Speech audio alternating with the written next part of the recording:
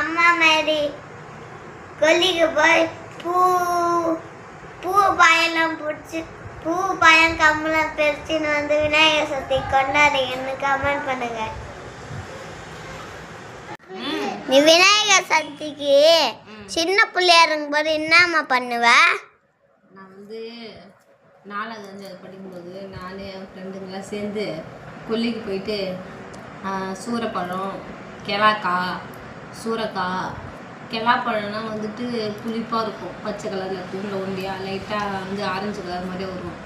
அது சூரப்பழம் வந்து கருப்பு கலர் இருக்கும், செம்ம டேஸ்ட்டாக இருக்கும். அது கம்பு, கரும்பு, படைக்கிறதுக்கு எருக்கம்பூ, அருகம்புல், விநாயகருக்கு என்னென்ன தேவையோ அதெல்லாம் பறிச்சு வந்து வயிறு முட்டை ஆகிட்டே எங்களுக்கு தேவையானதெல்லாம் சாப்பிட்டுட்டு விநாயகருக்கு மட்டும் தனியாக எடுத்துட்டு வந்து வீட்டில் வந்து ஆயத்தத்தெல்லாம் வந்து கொழுக்கட்டை சுண்டெல்லாம் ரெடி பண்ணுவாங்க. நாங்கள் வந்து எங்களுக்கு தேவையான இது நான் வந்து விநாயகர் டிபார்ட்மெண்ட், விநாயகர் என்னென்ன தேவையோ அதை மட்டும் நான் ரெடி பண்ணிடுவோம்.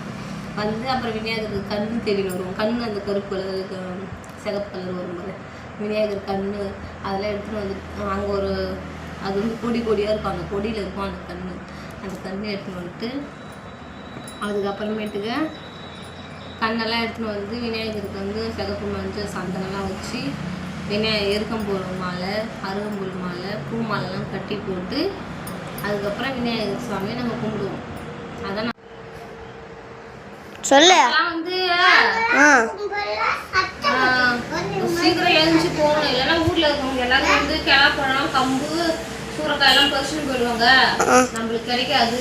அதனால நாங்கள் என்ன பண்ணோம், எங்கள் ஃப்ரெண்ட்ஸுங்களாம் நாங்கள் பிளான் பண்ணி சீக்கிரம் காலையில் எழுந்துச்சு அவங்க வீட்டு வேலை செய்யும் போதே நாங்கள் கிளம்பி கொல்லிக்கு ஓடுவோம். அப்போ தான் நம்மளுக்கு முன்னாடி கிடைக்கும். இல்லை கண்ணுலாம் கிடைக்கிறதுக்கு கஷ்டமாக இருக்கும், பிள்ளையார் கண்ணு கிடைக்கிறதுக்குலாம். அதனால நாங்கள் முன்னாடி போய் எல்லாத்தையும் ரெடி பண்ணி வச்சுருவோம். நீங்களாம் என்ன பண்ணுறீங்க, இந்த காலத்தில் ஏன்னு டிவியை பார்க்குறீங்க, செல் எடுத்து வச்சுருக்கீங்க. நாங்கள் பிளான் போடுவோம்.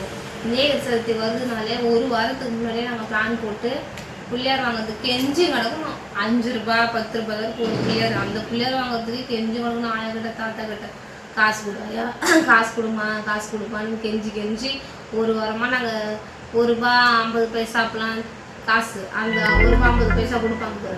அந்த 1 ரூபா 50 பைசாலாம் நாங்கள் சேர்த்து வச்சு பத்தாவது காசுக்கு அவங்கக்கிட்ட கேட்டு வாங்கின்னு போய் பிள்ளையாரை வந்து அன்றைக்கி விநாயகர் சதுர்த்தி அன்றைக்கி படிச்சுட்டு அதுக்கப்புறம் 2 நாள் கழிச்சு எடுத்துகிட்டு போய் கரைக்கணும். பார்த்தியா, குளத்துலையோ இல்லை ஆற்றுலையோ கரைக்கணும். நாங்கள் என்ன பண்ணுவோம், குளத்துல போய் கரைப்போம்.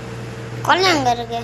குளம் இல்லை, குட்டையில் கரைப்போம். நாங்கள் குட்டைனா வந்து தண்ணி நிற்கும் போது தேங்கி குளம் மாதிரியே ரவுண்டா இங்கே இருக்குது, இங்கே தண்ணி நிற்குது.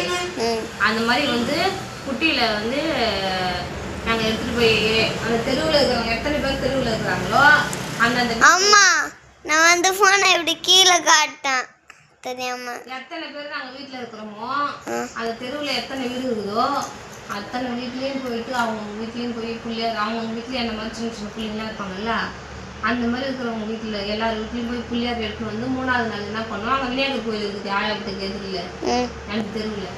அந்த விநாயகர் கோயிலில் போயிட்டு எல்லாரும் ஒரு விநாயகரையும் வச்சு தொப்புல 1 ரூபா 2 ரூபா 50 பைசாலாம் காசு வைக்கிற போது அந்த காசுலாம் என்ன பண்ணுவாங்க, நம்மளுக்கு முன்னாடி பெரிய அண்ணங்க இருப்பாங்க, பெரியவங்களா என்னோட பெரிய அண்ணெல்லாம் இருப்பாங்க போல, அவங்களாம் என்ன பண்ணுவாங்க அந்த காசெல்லாம் எல்லா கையிலேருந்து வாங்கி எடுத்துகிட்டு போய் கலெக்ட் பண்ணி எல்லாரும் தொப்பில இருக்கிற புள்ளியார எல்லா புள்ளியார்லையும் எல்லாரும் வச்சுருப்பாங்களா அந்த புள்ளியாரில் இருக்கிற காசெல்லாம் எடுத்துகிட்டு போய் கடையில் முட்டாய் வாங்கிட்டு வந்து அந்த முட்டாயை எடுத்துகிட்டு போயிட்டு வாங்கிட்டு வருவாங்க. அத்திகள் புற எல்லாம் வாங்கிட்டு வந்து பிள்ளையார் என்ன பண்ணுவாங்க, அவங்க பிள்ளையார் நான் வந்து என் பிள்ளையார் இப்படி தோலில் வச்சுக்குவோம்.